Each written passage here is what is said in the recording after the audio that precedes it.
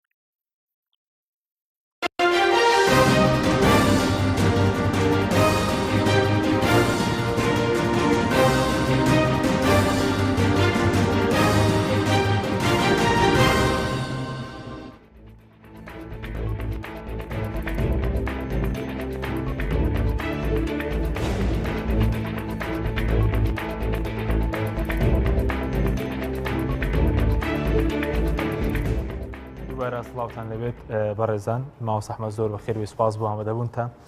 ئەگەر سەرەتا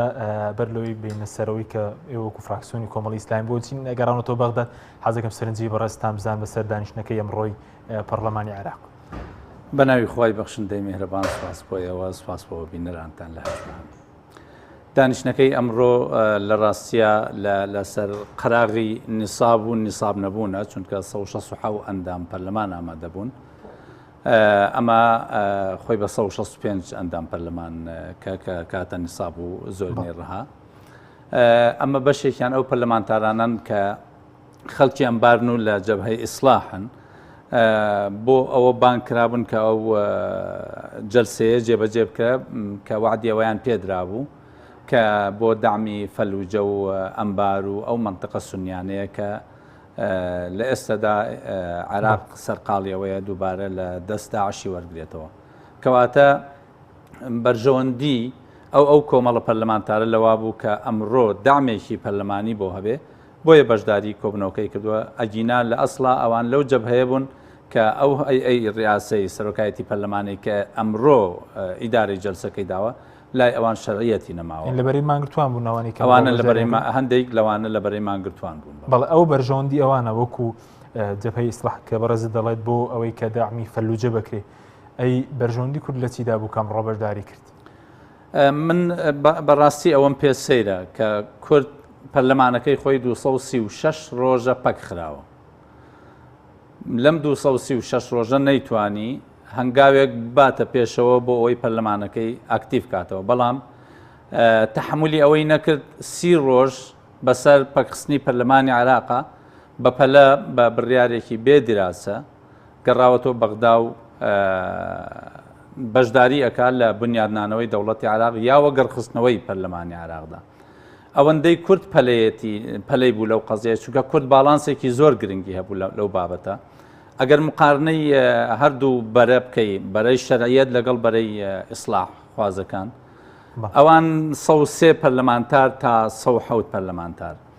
ئەوەی کە ئەمێنێتەوە ئەگەر کوردی لێ دەرکەی 65 پەرلەمانتار 180 کەس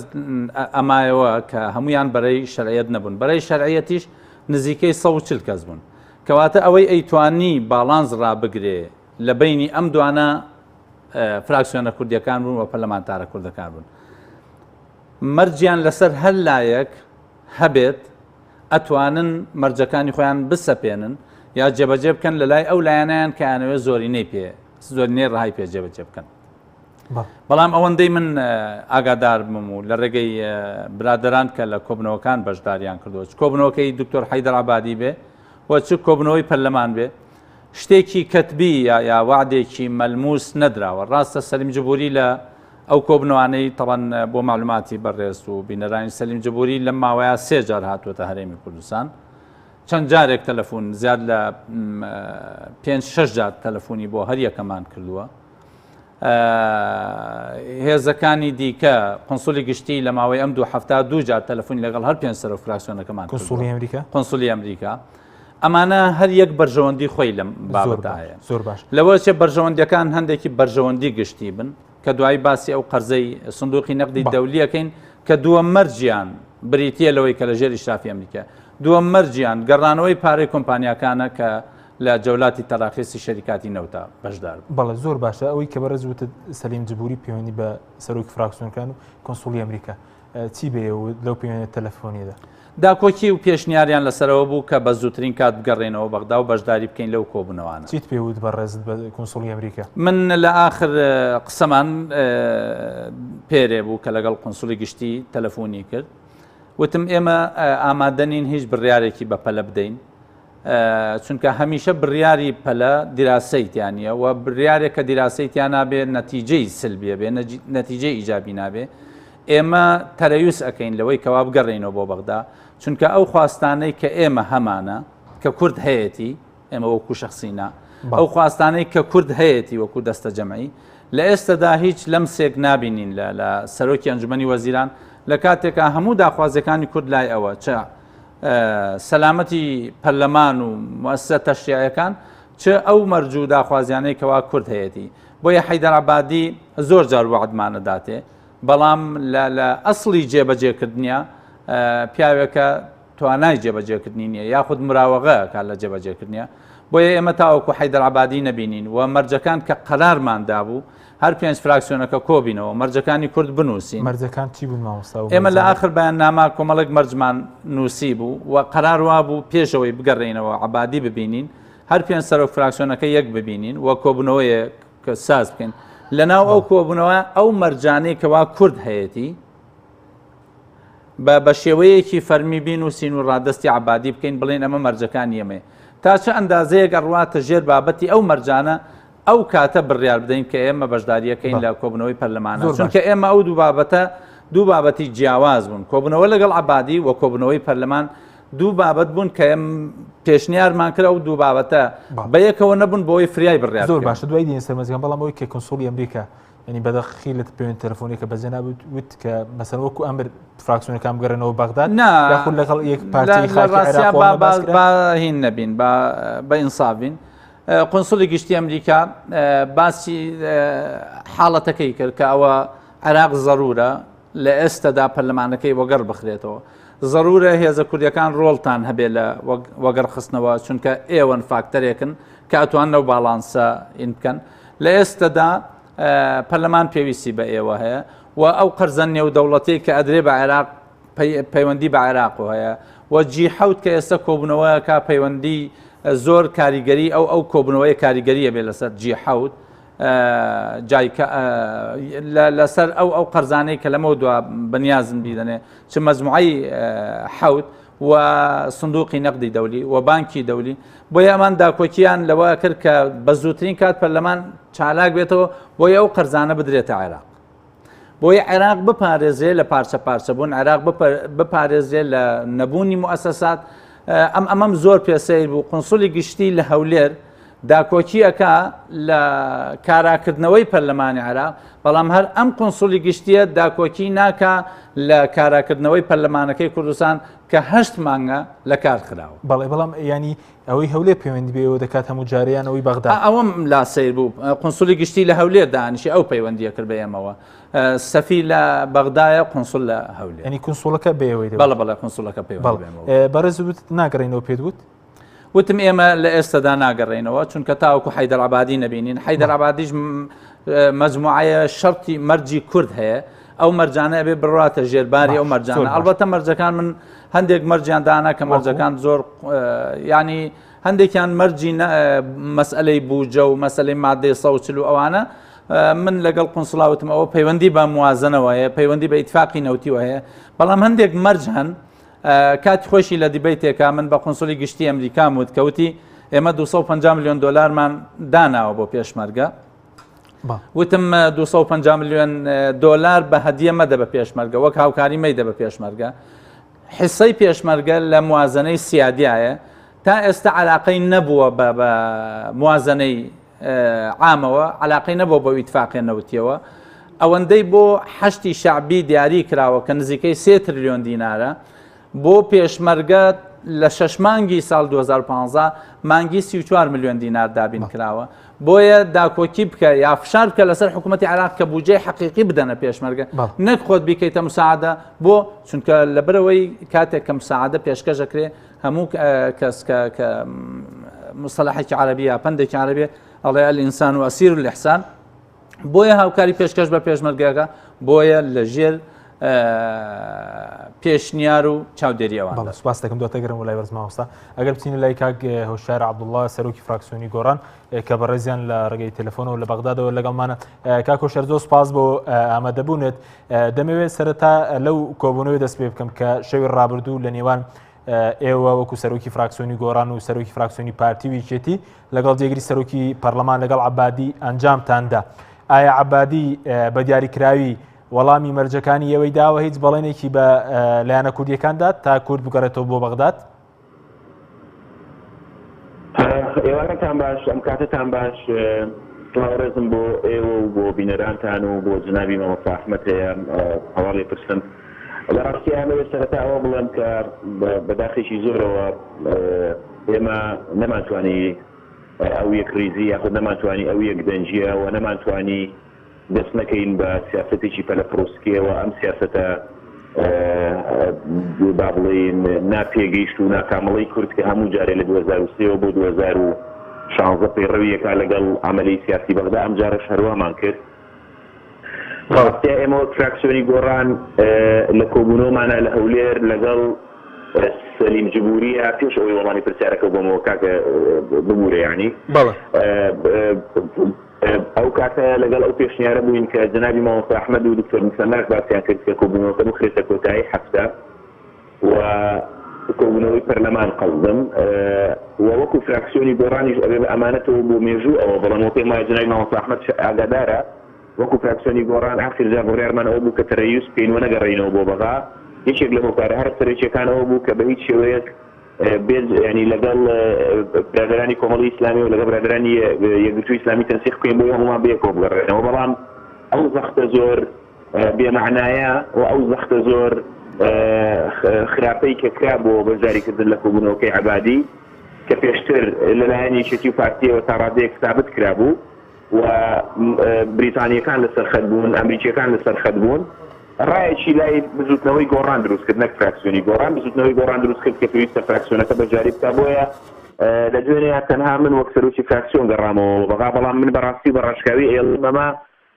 جێگەی ئەسفێکی گەورەم بوو چکە ئێمە وعدێکمان وا بوو کە بەیەکەوە بەجاری ئەم کۆبوونەوانە بکەین و ئەمە بادرەیەکی زۆر زۆر خراپەوە من بە ئەمانەتێکی مێژوویەوە ئەڵێم نەبوو ئەمە بکرێ بەڵام کە کرا تەمەناکەم نەبێتەوە هۆی شەرخێک کە زانیکەم بۆ داهاتوو ئەو یەک ریزی و یەک دەنجەی کە هەمانە فەرکی بکە بەڵام ئەبێ بۆ مێژوو ئەمە ثابت بکەم کە بەڕاستیەوەی کە ڕوویدا خراپ بوو و بەداخەوە زۆربەی جار کاتێک کە بەیەکەوە بڕیارێکی دەستە جەمعی ئەدەین وە گفتوگۆ لەگەڵ لایەنە سیاسیەکانەکرێ هەنێ جار بە میزاجی شخصی هەنێ جار بە میزاجی حیزبی بڕیارێکە درێ و خەڵکی تری تێوە ئەگلێنرێ یعنی تێوە یەگلێنرێ بەوەی کە بۆ نمونە یەکێتی و پارتی کە زۆرترین ئەندام پەرلەمانیان هەیە لە بەغا وەکو عادەت کاتێک ئەوان موافقاکەن زەخت لەسەر ئێمە زەخت لەسەر کۆمەڵ زەخت لەسەر یەکگرتو و لەسەر لایەنەکانی تر زیاترە بێ بەرخاوی سمان پێشەشیە بڵێم یعنی وەکو ئەمانە پێشی مێژووی ئەو کۆبوونەوەی دوێنێ عەبادی کۆبوونەوەیەک بوو لە زنجیرە زوجێ کۆبوونەوە فاشیلانەی کە لە ڕاستیە هیچ دەرەنجامێکی نەبوو کۆبوونەوەیەک بوو بە سەراحەتمان زۆر پێوت و مامۆستا ئەحمەد شایەتیەدا کە لە کۆبوونەوەکانی تریشە سەراحەتمان زۆر لەگەڵا بەکارهێناوە بەڵام پیاوە کە دوێنێ لەوێش پێمان وت سیاسەتی متارەکە و سیاسەتی ئەوەی کە کورد و کوردستان سەرێشەیە کە زیاتر لە کۆمی بێتەوە باشترە جێبەجێەکان لەگەڵ هەرێمی کوردستان و بەشێکی ئەو بەرپرسیارەتی ئیتیحادیانەی کە پێویستە سەرۆگۆزیرانی حکوومەتی ئیتیحادی بەرامبەر بە هەرێم جێبەجێ بکار نایکات و لە ڕاستیشا لە کۆبوونەوەکەی دوێنەیە تاکە شتێک کە ئەتوانین ئەویش وەکو ئومێد سەیری نەکەی لەبەرەوەی دوو مانگ لەمەوە پێش مامۆستا ئەحمەد دەزانێت کۆبوونەوە لەگەڵ یا وعدی ئەوەی دا کە مستحقاتی فەلاحی 2014 سەر بکە دوێنێ جارێک کەوتی ئیعازم ماوە بۆ وەزارەتی دارایی لە مانجی حەوتە سەرپی بکات مناقەشەیە کرا لەسەر ئەو پارەیەی کە وەکو قەرز بانکی دەولی ئەیدا بە عێراق طبعا دوێنێ لە کۆبوونەوەکەیە شوێنی مامۆستا ئەحمەد زۆر دیار بوو بە تایبەتیش کە ئەو مختصە لەو مەجالەیە و زۆربەی جار ئەو گفتوگۆ داراییە ناکەوێتە بینی مامۆستا ئەحمەد و حەیدەر عەبادی یعنی بەڕاستی دوێنێ هەستم بە فەراغی مامۆستا ئەحمەد کرد کە ئەمە خۆی حتا لە ڕووی مەوزوعیشەوە خەلەلێ بوو کە ئەگەر مانتوانی بە هەر پێنج مان بەیەکەوە لێ بووینایە باشترە بوو بەداخێکی زۆرەوە مناقەشە کرا عەبادی نەکرۆ ژێرباری ئەوەش کە ئەو قەرزە بەشی هەرێمی کوردستانی تایە برای بەڕێزم دکتۆر تارق نوێنەری پارتی پرسیاری لێ کرد وەڵامێکی زۆر ناڕوونی دایەوە ویستی بشێتە سەر مەوزوعێکی تر وتم تخواز ئەحمەد نەبێ دکتۆر حەیدەر من لەو وەڵامەکەی پێ نەگەیشتم زەحمە نەبێ بۆمان دووبارە بکەرەوە چونکە ڕوون نییە تۆ لەو قەرزە بەشی هەرێمی کوردستانی تایان تیانە کرد دوای ئەوە بەڕوونی وتی نەخێر ئەمە بۆ حەزی موازنەیە بۆ ئەوە نییە دابش بکرێ بەسەر ئەوێ و ئەوەیە بەڵام وەکو پشت ئەتوانی باسی ئەوە بکەی کە پشتی هەموو عێری بەشی هەموو عێراقی لێ ئەدرێ بەڵام ئەگەر پێتان وابێ بە تەخصیصی نسبی لە سوای حەفدە و ئەوانە هێنی نەچۆ شێرباری ئەوە بەڕوون و ڕاشکاوی و لە ڕاستیدا پێشتر گفتوگۆیەک نەکرابوو لەوەی بڵێن ئەمە وەرەقەیەکی کوت لە کوردستانیەکانە و فەرم و بەڕێز عەبادی واشۆی بکە بۆی لەسەرەوە ساسە ئێمە کە پێشتر ئیتفاقێکی وامان کردبوو بەڵام مەسەلەی مشارەکەکردن لە پەرلەمان و لە دانیشتنی پەرلەمان و ئەوانە لە ڕاستیە تعلیقێکم هەیە کە تا ڕادێک نزیکە لە تعلیقەکەی مامۆستا ئەحمەد وڵێن هەمان قسەم لەگەڵ کۆنسوڵی ئەمریکا کرد کە قسەیە لەگەڵاتکردن یعنی بەشێک لە هاوڕێیانی ئێمەش و خەڵکی کوردستانیش و سیاسەکانیش ئەڵێن پەرلەمانی عێراق گرنگە پەچینەکەوێت بۆ ئەوەی نەبێ بە هەمان ئەو مۆدێلی کە لە هەرێمی کوردستان هەبوو بەڵام خۆ عەکسەکەش ڕاستە یعنی بۆچی هەموو لایەنە سیاسی عێراقیەکان بۆچی هەموو لایەنە سیاسی ئەجنەبیەکان بۆچی هەموو خەڵکی عێراق مهتەمە بۆی پەرلەمانی عێراق پەچی نەکەوێت بەڵام پەرلەمانی کوردستان پەچی بکەوێت ئەتیادیە و قفڵ لێ بدرێ ئەتیادیە بە کۆنسوڵی ئەمریکا وتی زۆر گرنگە پەرلەمانی عێراق پەچی نەکەوێت وتم ئەمە سیاسەتی دەبڵ ستانداردیە لای ئێوە ئەی بۆچی مهم نییە بەلاتانەوە کە پەرلەمانی هەرێمی کوردستان پەچی کەوتووە وا چەند مانگە و بەلا بەخیاڵیشتانە نایە ئەمە خۆتان دەزانن کۆنسوڵ گفتوگۆکردن و شێوازی ڕادەربڕینی سیاسی دیاریکراوە ناتوانێت لە خۆیەوە قسە بکە وەڵامێکی ئەو توی نەبوو بەڵام ئەمە بڵێم سەرنجێکە لەسەر قسەکانی جەنابەت یاخود راپۆرتەکەتان لە سەرەتاوە بێڵێم ئەوەیە پەرلەمانی عێراق لە ڕاستیە کاران نەکراوەتەوە و ئەم جملەیەکی ڕاست نییە دروست وەکو مامۆستا ئەحمەد وتی دروستکردنی نیسابێک لەسەر لێوار و لە ڕاستیە بە فێڵێک کە لە ناو جەدولی ئەعمالا دروست کراوە فێڵەکە ئەوەیە مامۆستا ئەحمەد باسی کرد بڕگەیەک دانراوە بۆ فەلوجا بۆ ئەوەی هێزە سونیەکان بەشێکیان ئیحراز بن و بێنە ژوورەوە ئەمە بڕگەیەک دانراوە بۆ گفتوگۆکردنی تەقینەوەکانی مەدینەی سەبر بۆی سەبریەکانی ئیحراز بن ئەگەر نێنە ژوورەوە ئەو سەبریەکانیش بێنە ژوورەوە بۆی بەم شێوازە نیساب تەواو بکرێت پاشان سەرۆکی پەرلەمان یەک ناوەکان بخوێنێتەوە چێ غایب و چێ غایب نێو کۆی لە پۆرێکی پەرلەمانی نادانیشتنی لە ڕاستیە ئەبێ ڕاشکاو بین بە وجودی زیاتر لە 103 پەرلەمانتار لە دەرەوەی ئەو عەمەلیەیە و لە دەرەوەی پەرلەمان و بەم شێوازە پەرلەمان ئەمە ئاکتیڤ بوونەوە نییە، یعنی ئەگەر دوو سێ پەرلەمانتار نەخۆش بکەون سێ پەرلەمانتار ئیفاد بکرێن سێ پەرلەمانتار داوام نەکەن، یعنی جلساتی پەرلەمان نیسابی نابێ، ئەمە چ جۆرە ئاکتیڤ بوونەوەیەکە. زۆر باش کاگۆشیار، یعنی ئەمانە ئەم ملاحەزانە بوون کە من هەم بوو بەڕێز. بەڵێ سپاس دەکەم. ئەگەر دواتە دەگرێمەوە لای بەڕێز لەگەڵمان بمێنێ و سپاس دەکەین. مامۆستا سەبارەت بە ینی ئێستا جۆرێک لە پەرتەوازی هەیە لە نێوان لایەنە کوردیەکان، ینی پەرتەوازە بەشێکیان نەگەڕاونەتەوە، سەبارەت بەوەی وەکو کۆمەڵی ئیسلامی کە نەگەڕاونەتەوە کارەکەی چییە؟ تەمان سواسی برای بەڕێزم کاگوشیار ئەەکەم فعلەن تێبینیەکان تێبینی زۆر سەرنجڕاکێش بوون، تێبینی سەمیمی بوون. من ئەو شایەتیە دەم بۆ کاگوشیار کە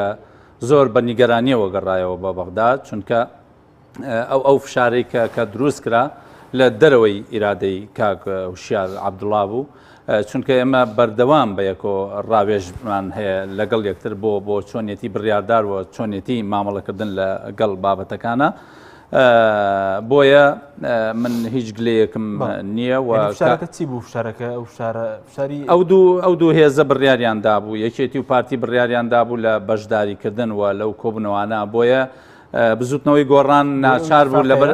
ناچار بوو کە لە دەرەوەی فراکسیۆنەکە بڕیارێک گەڵاڵە بکە کە گوشیار بە حکومەوەی سەرۆکی فراکسیۆنە ئەبێ بگەڕێتەوە بۆ ئەو کۆبنەوەی. ئەگینا کاگوشیار جملەتەن و تەفسیلەن قسەمان کرد بە یەکەوە پێشەوەی بگەڕێتەوە، جملەتەن و تەفسیلەن گەڕانەوەی بۆ بەغداد ڕەفز بوو، چونکە بڕیارەکەی زۆر پێ هەڵە بوو، تەسەڕوعی پێوە دیارە، یعنی هیچ فەرقێک لە بینی بڕیارەکەی من و بڕیارەکەی کاگوشیارە نەبوو، تەنیا جیاوازی لە چۆنێتی وەرگرتنی بڕیارەکە هەیە. چۆنێتی بڕیارەکە کە باست لەوە کرد کە بۆ ئێمە نەگەڕاینەوە لە کۆمەڵی ئیسلامیا سیستەمێک پەیڕەوەکرێت سیستەمی لامەرکەزی قەراردانە، یعنی بڕیارەکان بە لامەرکەزیەت بڕیاری لێدرێ، ناکرێ لەسەر ئەساسی حەکایەتێک کە من ئەیکەم بۆ مەکتەب سیاسی ئەوان بڕیارێک بۆ من بدەن کە چی بکەم، بۆیە ئەکرێ ئەو حەکایەتەی من ئەیکەم یا ئەو سەردە مەوضوعەیە کە من ئەیکەم بە چه ئاراستەیەک مەوێ بەو ئاراستەیە بابەتەکەیان بۆ ئین بکەم، دوای بڕیارەکە مەکتەب سیاسیش ئەیدا و من جهەی تەنفیزیە بم. بۆیە کۆمەڵی ئیسلامی لەم قۆناغا بڕیاری ئەوەی داوە لە بەغدا فراکسیۆنی بەغدا بەرپرسە لە هەموو ئەو قەزیە سیاسیانەی کە لە بەغدا ڕۆدەن، جا مشارەکەی کۆبوونەوەکان بێ، گەڕانەوە بێ بۆ هەرێم یاخود گەڕانەوە بێ بۆ بەغدا. ئێمە بڕیارێکی سابتمان هەبوو پێش ئەو هەفتەیە کە حادیسەکەی تیاڕوویدا و کۆمەڵێ براو خوشکمان لە پەرلەمان تووشی ئەزیێت و ئازار و ئیهانەیەکی زۆر بوون کە گێڕانەوەی بەو شێوەیە ئاسان نییە بەڕاستی، چونکە ئەو برادرانە کە بۆ ئێمەیان گێڕایەوە تووشی ئەو ناڕەحەتێ بوون. من بەڕاستی نیگەرانیەکەم زیاد لە حەد بوو کە لە کاتێکا دوای بڕیاری گەڕانەوەکە بەو شێوەیە سەریع بوو بۆ ئەو بەڕێزانە. بۆیە ئێمە بڕیارێکی پێشوەختمان هەبوو کە ئێمە یەکەم فراکسیۆنە بین بەغدا بەجێڵین و ئاخر فراکسیۆنە بین کە ئەگەڕێینەوە بۆ بەغدا. ئەمانوێ سەرکاتی خۆی و پێشنیارەمان کرد، برای بەڕێزم کاگوشیار یەکەم کەس بوو کە پێشنیارەکەمانی قبول کرد و کاک خەسرە و گۆڕان زۆر تاکیدی لە پێشنیارەکەمان کردووە. دوێنێش تا کاتی گەڕانەوەش کە بەڕێزیان نەگەڕاونەوە، تا کاتی گەڕانەوەیش کاک خەسرە و گۆڕان نەگەڕابوویەوە و هاوڕابووین لەسەرەوەی کە ئەو کۆبنەوەی حەیدەر عەبادی کۆبنەوەیەکی بەپەلەیە بڕیارێکی ناتەندروستە، بە فەرمی داوای ئەوەی کرد کە ئەو کۆبنەوەیە تەجیل بکرێ، بەڵام تەجیل نەکرا لەبەرەوەی بڕیارەکە درابووم هەموو پێداویستیەکانی بۆ ئامادەکرابوو، بۆیە تازە لە تەوری مناقەشانە مابوو. ئێمە سوور بووین لەسەر بڕیاری خۆمان کە ناگەڕێنەوە بەغدا تاوەکو ئەو وەزع ئاسایی نەبێتەوە. ئەو وەزعیش بەچی ئاسایە بێتەوە داخوازیەکانی کورد. من بەتەنها داخوازیم نەبووە، لەوانەیە من لە هەمویان داخوازیەکانم کەمتر بوو بێ لەو مەجاالە لە ڕووی داخوازیەکانی کوردە، چونکە هەندێک مەسایل هەیە من بە قورسی زانم بیکەیتە داخوازی، چونکە هەندێک مەطلبرابوو بۆ داخوازی مەسەلەن باس لە مادەی 140 ئەکراوتم، مادەی 140 علاقەی بەوە نییە مەیهێنەوە ناو بابەتەکە. مەسلەی بوجە هێنرابوویەوە بابەتە، مەسئلەی بوجە لە قانونی موازنە بە نەسێکی تۆکمە داڕێژراوە کە تا هەرێم نەو تەسلیم نەکە عراق بۆی نییە هیچ داهاتێک هیچ ئیراداتێک بخاتە دەستی عراقۆ. بۆیە هەندێک قەزی هەبوو لەوانە مەسائلی پێشمەرگە، لەوانە گەنمی جوتیاران، لەوانە نەفقاتی حاکمە، لەوانە هەندێک مەسایلی داری ئەو کارەساتەی کە ئێستا لە مدینەت شعب دروستە بێ و بە هزار شاحینە ڕێگەی لێگیراوە ئیبتیزاز دەکرێ و پارەیان لێ ئەسەندرێ و گومرگی دووقاتیان لە ئەسەندرێ و ئیهانە ئەکرێن و سوکایەتیان پێکرێ ئەوە یەکێک بوو لەو مەرجانێکەوە کورد لایەنە کوردیەکان ئەوە بواە کە مەرج وایە کە ئەبێ حکوومەتەکەی حیدەر عەبادی ئەو ئیجراعاتە لەوێ هەڵگرێکەوە عەزێتی کوردەکان دەن کە لێرەوە بەڵێ ئەو بارانەی کەچنە بەغداد بە سەدان شاحینە لەوێ وەساوە ئیبتیزازیانەکەن پارەی زیادیان لێسن عەزێتیان دەن ئیهانەیانەکەن بۆیە ئێمە لەسەر بڕیارەکەی خۆمان سابت بووین کە ئێمە ناگەڕێنەوە بەغدا تا ئاخر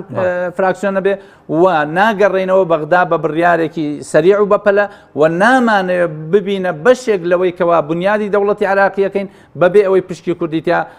بەرجەستە بێ بۆیە بڕیارەکەی کۆمەڵی ئیسلامی لەسەر و ئەساسە بڕیاردراوە مەکتەبی سیاسی هەموو بڕیارەکانی دابووە دەستێمە چونکە عەرزم کردی قەرار لە کۆمەڵی ئیسلامی قەرارێکی لامەرکەزیە بۆ مەسئلەی بەغدا ئێمە بەرپرسین لە بڕیارەکان و تەحملی مەسئولیەتەکەشی ئێمە ئەیکەین لەبەرەوەی ئێمە لە ئەرزی واقعین لە ناو واقعەکە تاوتوی بابەتەکان دەکەین بەرخوردی زۆر باشە سوپاس دەکەم دەگەرم وڵات کاکۆ شارەگەر بینەوە لای بەڕێز سەبارەت بە و مەرجانی کە کورتە و ینی نەدەکرا پێشتر پەرلەمانتارانی کورد دوایەوەی کە لە سینی سانگەڕانەوە کۆمەڵی قسەیان کرد کە بە ئاسانی ناگەڕێنەوە بۆ بەغداد ینی بەبێ هیچ کامێک لەوان ئایا جێبەجێکراون کە ئێستا پەرلەمانتارە کوردەکان گەڕانەوە بۆ بەغداد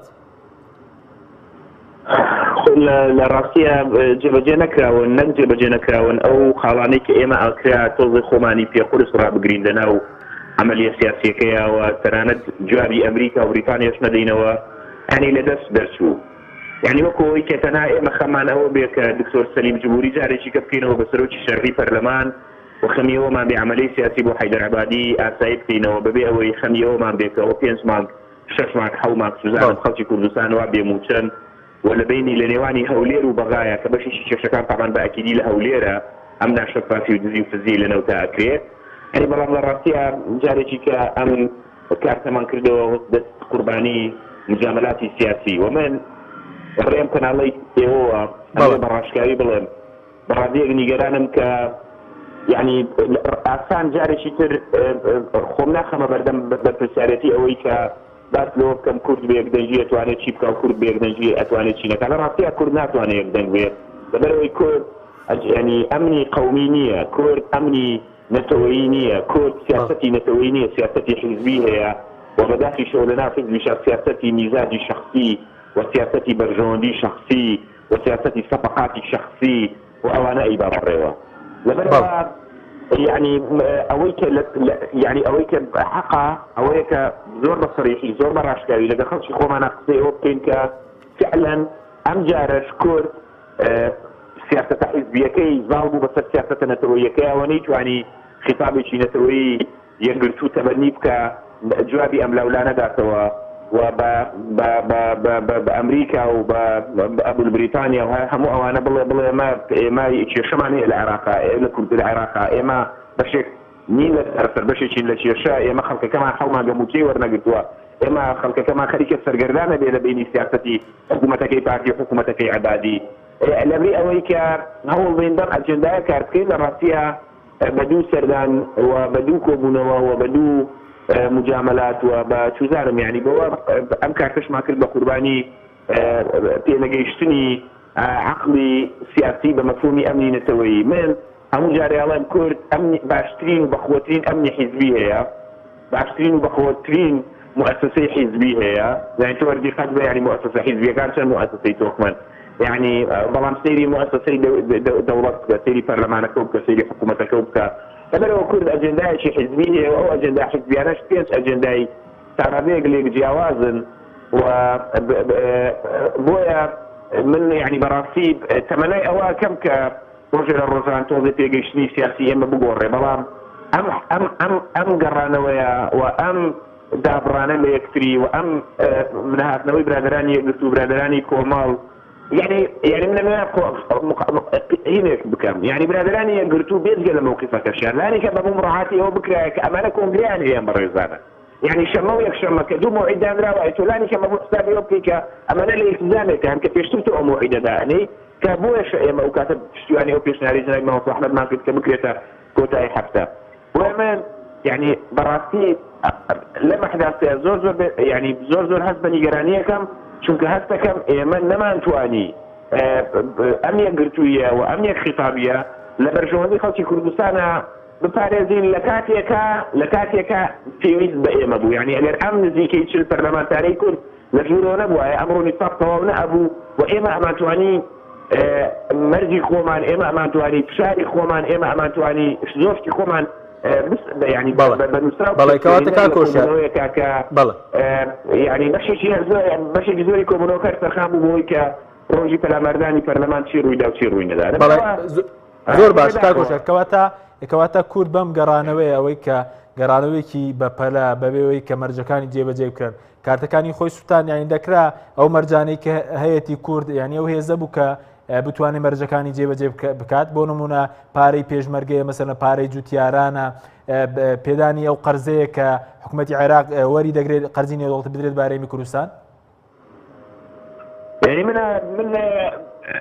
من لەوە تێگەم کە ڕەنگە حیزبێکی دیاری کراو لە کوردستانە بێوێ ئەم سیاسەتە مالیە و ئەو ئەزمە مالیە و ئەم برسیکردنی خەڵکە و ئەم قۆڵبادانە اقتصادیە تا بەردەوام بێ. لەوە تێگەم لەوە تێناگەم کە ئەحزابەکانی تر بۆچی بەم شێوازە ئەڕۆن لەگەڵ یاریەکەیە. لە ڕاستی ئەم کارتە نەکرد سوتاوە من پێم وایە لە ئەساسیشە بۆی ئەم بەربڵاویە کارت نییە، یعنی من مثلا هەنێ بڕیار هەیە ئێمە بێکەوە داومانە کەچی بێکەوە بەنی بەجیا هەڵە ینی هەر حیزب بۆ خۆی تەسەڕوفەکە هەر حیزب بۆ خۆی مامەڵە ئەکا بەبێ لە بەرچاوگرتنی ئەوەی کە ئاخر ئێمە ئەم تراکسیۆنانە وەکو نوێنەرانی خەڵکی کوردستان کۆمەڵێکی اتفاق و مەبدەعمان کردووەوە ئێمە کە ویسمان بە نوێنەری حیزبەکان بێنین نەهاتن وتیان خۆتان نوێنەری حیزبەکان من کەچی دواتر ینی بڕیاری حیزبەکان زاڵە بێ بەسەر بڕیاری تراکسیۆنەکانە کە خۆی ئەمە غەڵەتە لە ڕاستیە غەڵەتە و ئەگەر حیزبەکەی خۆشم کردوێتی و ئەیکان غەڵەتە ئەگەر یەکێتی ئەیکان غەڵەتە ئەگەر پارتیەکان غەڵەتە ئەگەر کۆمەڵ وێگردوشەکەن هەر غەڵەتە. من بۆ خۆم پێم وایە هەتا ئەو کاتەی ئێمە ئاوا هەر تەنها ئەجێندای حیزبی و ئەمنی حیزبی و سیاسەتی حیزبیمان هەبێ ناتوانین شتێک بڵێن وەکوی کە جەناب باسێکی کاکە حەشیم زوو ئەڵەی کورد نییە کاکە جان بڵێ حیزبە کوردیەکان مەڵێ کورد هەنی کورد قەزەیەکی نەتەوەیی قوڵی استراتیژی گەورەیە بەڵام کە ئەڵەی کورد بڕیاری بەڕاستی ئەم مەفهومە غەڵەتە هەر وەکوی ئەلامەیەک لە بەرای خۆتی وەرگرا مەڵێ کورد بڵێ سیاسەتی حیزبە کوردیەکان چووکە شتێک نییە بەناوی سیاسەتی نەتەوەیی سیاسەتی حیزبیە برای بەڕێ. بەڵێ زۆر باش کاکوشەر سەبارەت بە بەرز لەسەر تا باست لە فشار کرد ینی زۆر جار ئێوە ینی بەڕێزیشت باس لەوە کرد کە حیزبەکەی بەڕێستان بزوتنەوەی گۆڕاندیاوە زانی بۆ ئەم جارە ینی فشار خراوەتە سەر ئێوە بۆی کە بگەڕێنەوە بۆ بەغداد بەبێوەی کە داواکاریەکان جێبەجێ بکرێ. والله كاكا زين شو يعني إما لدولة هيني يعني لا شيء أنا وياك إما نوعا ما اتفاقك معناه لقى برادراني شتين اجتماعي كردستان أو اتفاقية بمراعاة بكرة أم خالق كيتري وياك إما لأساس بريار كي حزب بمشوي بجاريكو بنوكي عبادية كين لجاريكو بنوكي عبادي بريار دين لسروي كآية بجاريكو بنوكي برلمان كيني عنا بجاريكو بنوكي عبادي ما كنت نتيجة كي باشنا ببلان أمره طبعا انا كان برلمانتاريك ما هاتبوها هو فراكسيون كمان نهاتبوها برادراني شتي بارتي بحضور شي جوره وبجاريان كردبوها اما جيجي سروشي برلمان مان هي ام عمليه لباري شي ديجي جلسه سروكاتي برلمان ابو اما نحكي وفراكسيوني قران بجاري ام جلسين كاين ولو وقران وفراكسيوني قران اويك بلا معنى مهمه بوست نيه وكو بوست بلا نري موضوعيه وبارتي كما وكو موقف يعني وكو هيك يعني بذلك إما موقف من رونك إما براسي لقد جفا كيترين أو جفا مثلي زورينين أو برلمان وبمبدأ إيش إما لقد تعطيني برلمان النين إما لقد تعطيني برلمان النين بلان أنا بمفهومي أونا بلو إن برلماني عراق سوك عراقين هو يتر برلماني هوليرها الخوتو بيه يعني أما مفهوم شيء لبنا وكمالك فشار هبو وكمالك بيز قالوا كأمريكا كانت سرختو بريطانيا كانت سرختو لا أنا كانت كذا سرختون يعني نافر وين كبقرينو بجاريبك. بله برز كاكوشر عبد الله زوس باز بو برستان كلبغداد ولا رجع تلفون لقى زوس باز بو بجداري لبرنامج كان زوس باز كاكوشر موسى أو كاتيك دقيقة من ولا خدمة برستان بين السر مسألة أويك بوتي حزب كردستاني كان عمدا نبون يعني كوبونوي كان أويك وبيشتر فراكسيون كردستاني كان كاكوشر وتشتغني بنايو كربان دعوتنا كد يعني کۆبنەوەی حیزبەکان بکرێ مەکتەبی سیاسەکان بۆچی گویان لێوە نەگرت کێ ئامادە نەبوو ئەو کۆبنەوەی بکات بۆی کە استراتیژێکی ڕوونەوێ بۆ بەغداد ئەم شتە تازە نییە ئەوە لە بیدایەتی ئێمە بوون بە پەرلەمانتاریمان داوای ئەوەمان کردکەوە با استراتیژیەکە بێ ئێمە ئیشی لەسەر بکەین نەکەوێتە ئەوەی کەوا هەر حزبێک لەوێ ئەجندای خۆی جێبەجێ بکە ئەمە ئەوەی کە ئەوترێ قیادەی سیاسی کوردی هاوڕام لەگەڵ کاگوشار کە کورد قیادەی سیاسی نییە کورد کۆمەڵی قیادەی ئەحزابی هەیە ئیدارەی ئەم مەلەفەدن ئەویش هەچ کەس بەو ئاراستە ئیدارەیەدا کە بەرژەوەندی خۆی لەو بابەتا چەندێکە ئەگینا وەکو بەرژەوەندی گشتی باڵای میلەتی کورد شتێکمان نییە بە ناوی قیادەی سیاسی و شتێکشمان نیە وەکو برای بە ڕێزم کاوشار ئاماژەی پێدا کە ناوی دۆزی کورد بێ یا کورد یا ئەو شتانە هەمووی هێزە سیاسیەکان لەسەر ئەساسی بەرژەوەندی ئەو چەند وەزیری بەرەکەوێ ئەو چەند پشکی لەو بابەتا هەیە ئەوی دیکە چەند ئەتوانێ بەرژەوەندەکانی خۆی جێبەجێکە بۆیە ئەو پێشنیارانە هەموو جارێ ئەکەوتنە بابەتی ئەوەی کەوا پێشنیارەکە لە ئەساس و یەکگرتووی ئیسلامی کردبووی بەڵام دوایی حزبێکە تەبەنی ئەو قەزەی کرد بۆیە برادران یەکگرتوون نیگەرانی خۆیان لەوە دەربڕی کە ئەوان بەشداری ئەو کۆبنەوەی ناکەن خاڵی دووەم کە ئێمە و برادرانی گۆڕانیش ئەو بابەتەمان بەلاوە قەزیەیەک بوو کە ئێمە وتمان ئەو مەسلەیە لە بەغدا ئێمە ئاگادارین یعنی ئەندامێکی مەکتەب سیاسی بێت لەگەڵ ئێمە دانیشێتەنا ئەوەندەیە کە ئێمە بۆ حیزبەکەی خۆمان یێژێڕینەوە دوجار هەر ئێمەین بڕیارەکە ئەتوانین گەڵاڵە بکەین بە هەر حاڵ ئەوە جێبەجێ ئامادە نەبوون کە سەرۆکی حیزبەکان بوون سەرۆکی حیزبەکان نەخێت بەڵام ئەوەی ڕاست بێ برادرانی بزوتنەوەی گۆڕان ئامادە بوون بەشداری کۆبنەوەکە بکەن برادرانی ئێمە ئامادە بوون بەشداری کۆبنەوەکە بکەن ئامادە نەبوو لە ڕاستیا لە ئاخر مەرحەلا برادرانی پارتی دموکراتی کوردستان ئامادە نەبوون بەشداری ئەو مەکتەب سیاسیەکان بکەن وتیان ئێمە فراکسیۆنەکەمان ڕائەسپێرین کە هەموو بڕیارێک بدا کە ئەوان وتیان ئێمە فراکسیۆنەکەمان ڕاستپێرین هەموو هێزەکانی دیکە وتیان ئێمەش هەر فراکسیۆن ڕاستپێرین بۆ ئەو بابەتە مەرحەلەی دووەم پێشنیارێکی جێگری سەرۆکی پەرلەمان بوو کە ڕۆژی جومعە قەراروا بوو لەگەڵ نوێنەری حیزبەکانە یەکەم کەس کە ئیستیجابەی هەبوو ئێمە و کۆمەڵی ئیسلامی و بزوتنەوەی گۆڕان خۆیان ئیستیجابەیان هەبوو پێشنیاری جێگری دووەم بەڕێزارە میشێ محەممەد بوو یەکگرتووی ئیسلامی و یەکێتی نیشتیمانیش ئامادە بوو پارتی دموکراتی کوردستان تا ئاخر لەحزەیش من چاوەڕێی وەڵام بووم لە کاک شێخ ئارام ئەو ئەتوانێت پشتڕاستیەوە بکاتەوە کۆبنەوەکە دروست نەبوو چکەوتی چاوەڕێی برادرانی پارتی دموکراتی کوردستانەکەم کە ڕۆژی جومعە کۆبنەوەیەک ساز بکرێ و بە ئامادەی ئەوان ئەو بڕیادەی ڕۆژی شەممە حەیدەر عەبادی ببینێن بەڵام دیسان ئەوەش جێبەجێ نەکرا بۆیە فعلەن کورد لە ئاس بەرژەوەندی حیزبەکانە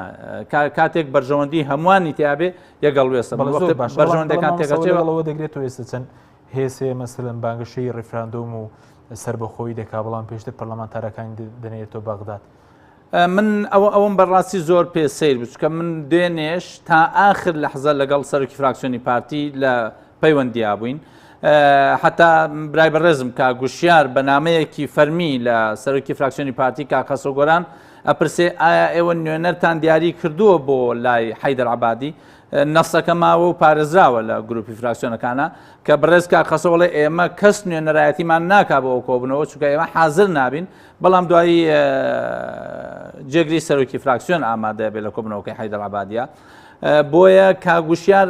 تا ئاخر لەحزەیش بۆ فەجوەیەک ئەگەڕاکە کە بەشداری ئەو کۆبنەوە نەکە چونکە قەنەعەتی بە کۆبنەوەکە نەبوو چونکە مسبەقەن کاگوشیار تەحلیلێکی زۆر منطقی بۆ هەڵوێستی حەیدەر عەبادی کردبوو کە ئەو پیاوە تەنها لە ڕووی وعددانەوە سەخی ئەگینا لە ڕووی جێبەجێکردنەوە کەسێکی زۆر بەخیلە بۆیە هیچ متمانەیەکی پێ ناکرێت بۆیە داکۆکی ئەوەیە کرد ئللا بێ بەنووسین و بە کەتبیشتی بینێ بۆ بە کەتبیش جوابمان بدات بەڵام بەنووسین شتیان پێ نەداوە نە بەنووسین شتی پێدراوە نە بەنووسین جوابی داوەتەوە ئەوە بوو کاتە کۆبنەوەیکی بێبەرهەم بوو ئەوەی من لە کاگوشیارم پرسی لە یەک دێر ڕابۆی کورتکردمەوە کە کۆبوونەوەیشی بێناوەرۆک بووە ینی وەک خۆی باسی کرد کە کۆبنەوەی فاشل بووە یەک دێر پێناسەی کرد کە کۆبنەوەیکی بێناوەرۆکوانن لەگەڵ ئەو دروشمانەی باسی سربەخۆی و ڕیفراندۆم وانەیە وە باسانی بگەڕین و بۆ بەغدادیش مەسئلەی ڕیفراندۆم بەڕاستی بابەتێکە بووەتە بابەتی مزایدەی ڕۆژ کە قەزەیەکە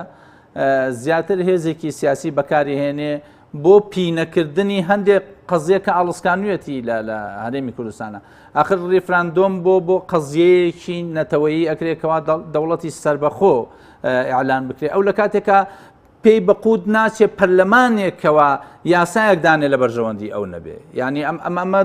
ئەم دوو فاقیە زۆر خەتەرناکە تۆ قەناعەتت نەبێ بە پەرلەمانێک قەناعەتت نەبێ بە کۆمەڵی وەزیر لە ناو حکوومەتەکەتا کە ئەو وەزیرانە تا ئاخر لەحزەیش وەزیری دارایی تا ئاخر لەحزەیش پرۆژەی چاکسازی لە هەرێمی کوردستانە 12 مانگ قەرار وابوو وەزارەتی دارایی کە وەزیرەکەی سەر بە بزوتنەوەی گۆڕانە پرۆسەیەکی چاکسازی بە ئامادەکردنی کۆمەڵی ڕاوێژکاری لوبنانی ئامادە بکاو بێتە یەکەم هەنگاوی چاکسازی ئەو ڕۆژە وەزیرەکەی گۆڕان جوابەکرێەوە نێرێتەوە بۆ ماڵەوە ریفراندۆم بۆ کام دەوڵەتی سربەخۆکەی کە تۆ قبولت نییە پەرلەمانەکە ئاکتیو بێ بۆ کام دەوڵەتی سربەخۆکەی کە ئامادە نید وەزیرێکی لایەنێکی دیاریکرااو کە بەشداری بکە بە بەهانەی ئەوەی کەوا مەقەڕاتی تۆ لە شوێنێک لە شوێنەکان خۆپشاندانیان بەرامبەر کراوە لە کاتێکا تۆڵێ ئیتیفاقەیەک هەڵوەشاوە تۆ لە بینی تۆ فلان هێزی سیاسیە هەر بەو ئیتیفاقیە سەرۆکی حکوومەتەکەت جێبەجێکرا هەر بەو ئیتیفاقیە تەواوی پۆستەکانی هەرێمی کوردستان دراونەتە چۆن بۆ ئەو هەڵوەشاوە تۆ سەرۆکی پەرلەمانەکەی سەرۆکی پەرلەمان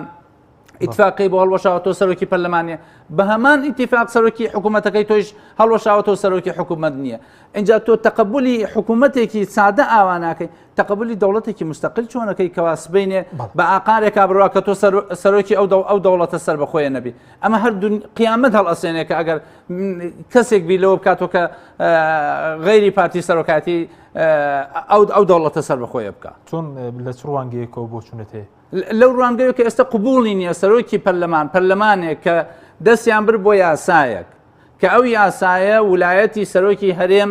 دەستنیشان ئەکا پەرلەمانەکەیان پەک خست 4 وەزیری بزوتنەوەی گۆڕانیان لە حکوومەتەکە دوور خستەوە تەنها لەبەر ئەوەی یاسایە کە لە بەرژەوەندی پارتی دیموکراتی کوردستان تا قیامەت دەوێت پۆستی سەرۆکیێنم لای پارتی بێت ئەوە ئیتر قەناعەتێکە لای پارتی وا دروست بووە بە واقعی جوایە ئەو لە ئەرزی واقعاتە ئەستە زۆر باش سەبارەت بە ئێوە باسی فراکسیۆنە کوردیەکان دەکەن لە بنەڕەتدا شتێکێ بنای فراکسیۆنە کوردستانەکان ئێستا ئێوە بۆ منە کۆبنەوەی فراکسیۆنە کوردیەکان کۆبنەوەی سەرۆکی فراکسیۆنەکان تا ئێستا ینی شتێکە یان هەر ناوێکی بێناوەڕۆکە ئێمە ئەخلاقیەن زۆرجار کۆبینەوە ئەگینا واقعیەن ئەجندای حیزبی جێبەجێکرێت لە ڕاستیە ئێمە نامانەوێ لە ناو ئەو گروپەی کە ئێمە کاری تیاکەین کە شیعەکان بە یەکۆ کۆبنەوە سونەکان بە شێوەیەک لە شێوەکان کۆبنەوە هەموو گروپەکان بە یەکۆ کۆبنەوە شەرمە بۆ ئێمە نەتوانین لەوێ کۆبینەوە بەڵام کە کاتێک باسی یەکریزی ماڵی کورد دەکرێت زۆر جار ینی بەڕاستی بۆتە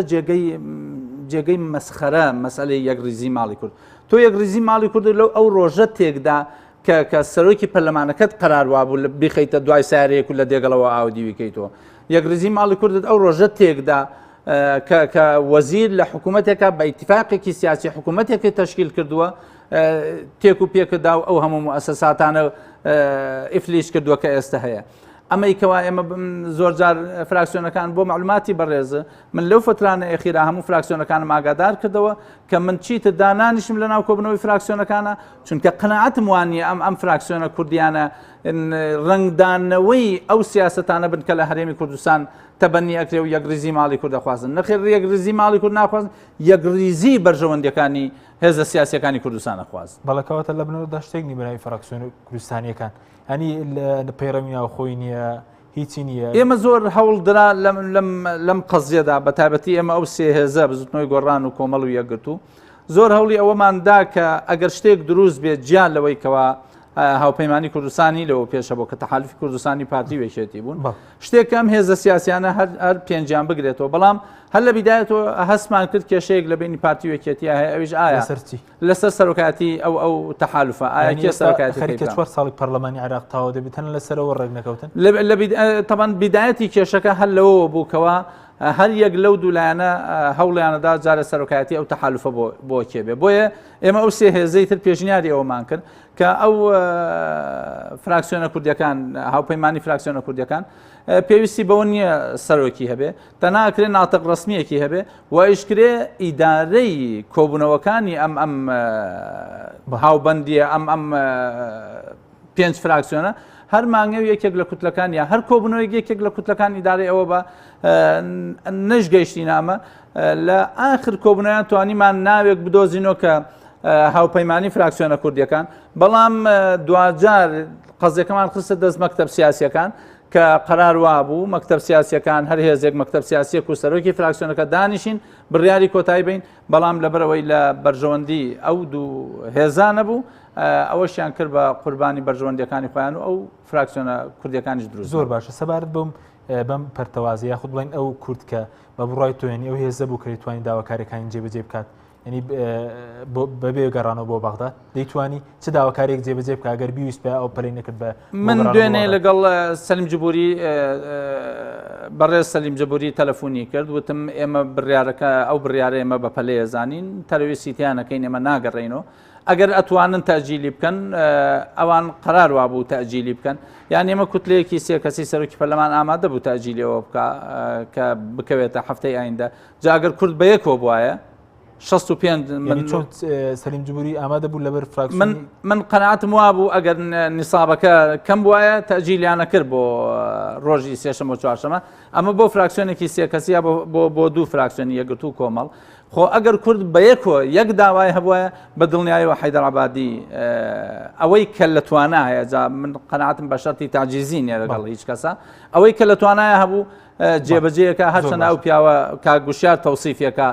سەخیە لە وەعدا بەخیلە لە تەنفیزە زۆر بە کورتی سەلیم جووری داوای کرد بە فەرمیگەڕێنەوە کۆمەڵ بەڵێ وەڵامی تۆ بۆ وتم ئێمە بڕیاری بەپەلە نادەین و ئێمە پێشنیارمان کردووە ئەگەر بکەوێتە ئەخیری هەفتەوە لەگەڵ هەموو هێزەکانە چونکەوە پێشنیاری هێزە سیاسیەکان بۆ سەحمەدی حاجی ڕەشید سەرۆکی فراکسیۆنی کۆمەڵی ئیسلامی کە بەڕێزیان لە ستۆدیۆی سەرەکی لەگەڵ ماموو هەروە زۆر سپاسی بۆ کاکۆ شار عەبدوڵڵا کە بەڕێزیان لە ڕێگەی تەلەفۆنەوە لە شاری بەغدادەوە لەگەڵ ماموو سپاس بۆ ئەوی بینەرانی بەڕێز سپاس بۆ هاوکارانم تا بەرنامەیەکی تر خواتان لەگەڵ